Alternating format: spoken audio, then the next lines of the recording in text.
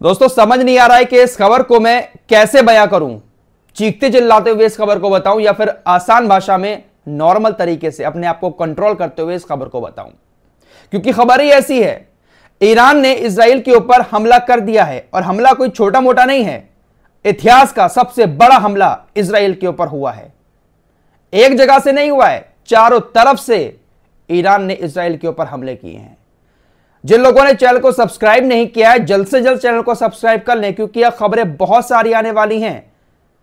World war 3 की शुरुआत हो चुकी है।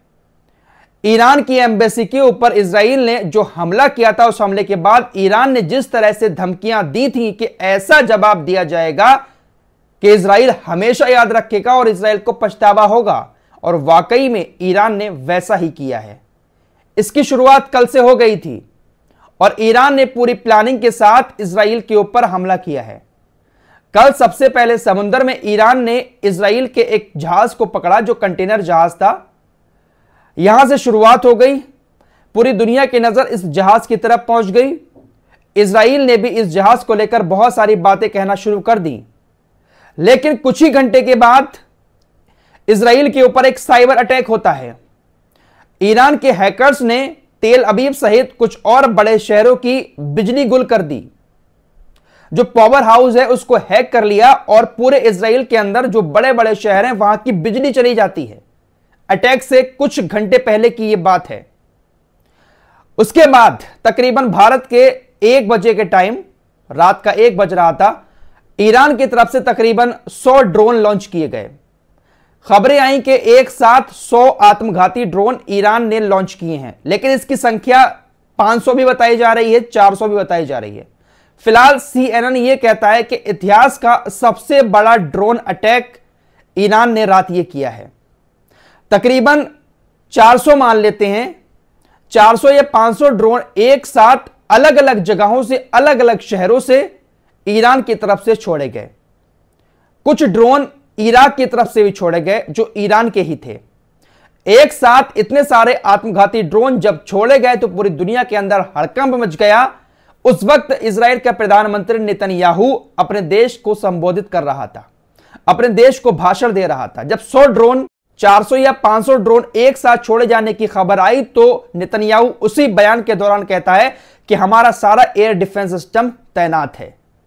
जब यह खबर सामने आई थी तो काफी सारे लोग, उस वक्त हम रिपोर्ट तैयार कर रहे थे, सोशल मीडिया पर भी जिक्र हो रहा था कि ईरान ने यह हमला किया है, आत्मघाती ड्रोन छोड़े हैं और इनको ईरान से इजराइल तक पहुंचने में तकरीबन 9 घंटे का टाइम लगेगा। इतनी देर में तो इजराइल अपने सारे एयर डिफेंस सिस्टम तैनात कर देगा और ड्रोन्स को मार गिराएगा। लेकिन दोस्तों, यह तो सिर्फ शुरुआत थी।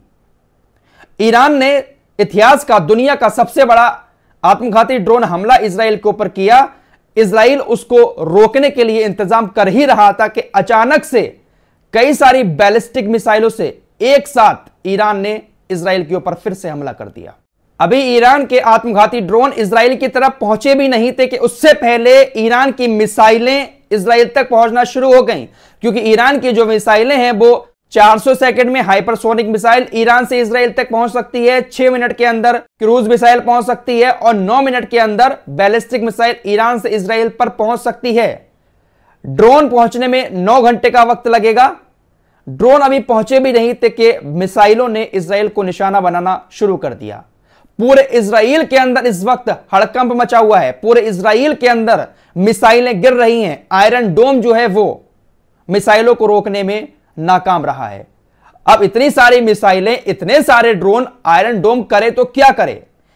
ईरान ने सबसे पहले ड्रोन्स इसलिए लॉन्च किए ताकि इजराइल अपने एयर डिफेंस सिस्टम को, ड्रोन को रोकने में लगा दे। पूरी प्लानिंग के साथ ईरान ने हमला किया।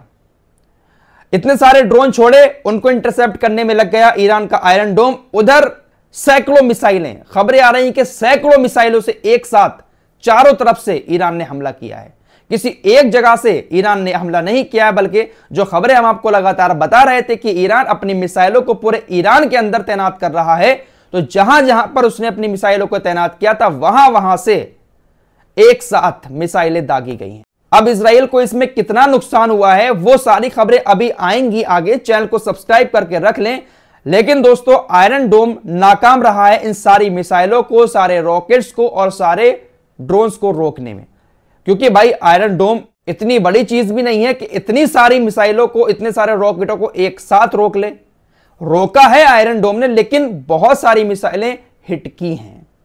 एयरबेस को हिट किया है, सैन्य ठिकानों को हिट किया है, तेल अवीव के अंदर भी हिट किया है। पूरे इजराइल के अंदर चारों तरफ से सिर्फ और सिर्फ सायरन की आवाजें सुनाई दे रही हैं। तो ईरान ने जो कुछ कहा था वो कर दिखाया।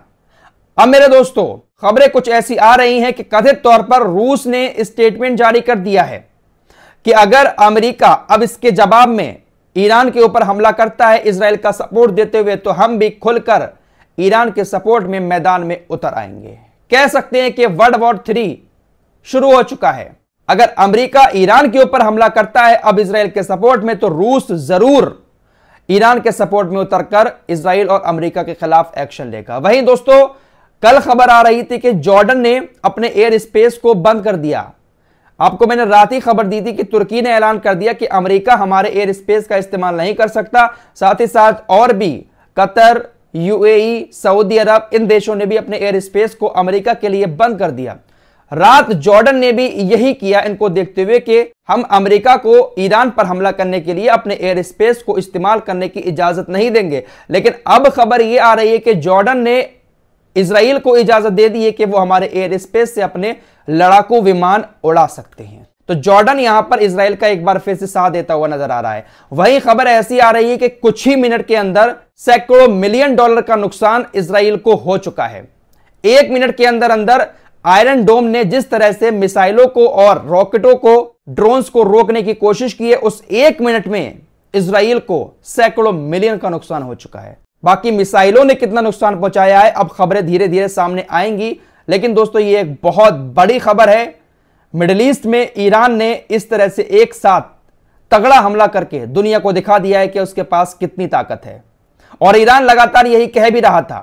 दोस्तों, ईरान के इस हमले के बाद मस्जिद अक्सा में हजारों लोग इकट्ठे हो गए, फिलिस्तीनी लोग, और लब्बैक लब्बैक कहते हुए खुशियां मनाने लगे। ईरान ने इजराइल के ऊपर ये जो ड्रोन से हमला किया था, ये ड्रोन शहीद 136 है, और ये काफी खतरनाक ड्रोन है। एक साथ इतने सारे ड्रोन इजराइल की तरफ इधर से उधर घुसे, उधर से एकदम से बैलिस्टिक मिसाइल और क्रूज मिसाइलें आ गई। आयरन डोम को समझ ही नहीं आया कि हम करें तो क्या करें। पूरे इजराइल के अंदर एकदम भगदड़ मची हुई है, हालत खराब है इजराइल की। इसी बीच एक और ब्रेकिंग न्यूज अभी शो हो रही है कि इजराइल के वॉर कैबिनेट ने इजाजत दे दी है ईरान के ऊपर डायरेक्ट हमला करने की। कल शाम जब इजराइल का प्रधानमंत्री नेतन्याहू भाषण दे रहा था, जब ड्रोन अटैक ईरान ने किया था, तो उस वक्त भी इजराइल के प्रधानमंत्री नेतन्याहू ने यही कहा था कि हम डायरेक्ट ईरान के ऊपर हमला करने के लिए पूरी तरह से तैयार हैं। अभी अभी ये ब्रेकिंग न्यूज शो हुई है। बहुत सारी ब्रेकिंग न्यूज लगातार आ रही हैं। मेरे दोस्तों, चैनल को सब्सक्राइब कर लें, क्योंकि अब खबरें बहुत सारी आने वाली हैं और वीडियोस भी आपके सामने बहुत सारी आएंगी। पल पल का अपडेट आपको हम देते रहेंगे। चैनल को सब्सक्राइब कर लें, हमारे साथ जुड़ जाएं। फिलहाल इस रिपोर्ट में इतना ही। नेक्स्ट रिपोर्ट का हमारा इंतजार करें। इस हमले के बाद इजराइल के अंदर किस तरह के हालात है, वो सारी चीजें आपको जल्द से जल्द दिखाने की कोशिश करेंगे। फिलहाल इस रिपोर्ट में इतना ही। मिलते हैं एक और नई वीडियो के साथ, तब तक के लिए अपना ख्याल रखिएगा। अल्लाह हाफिज।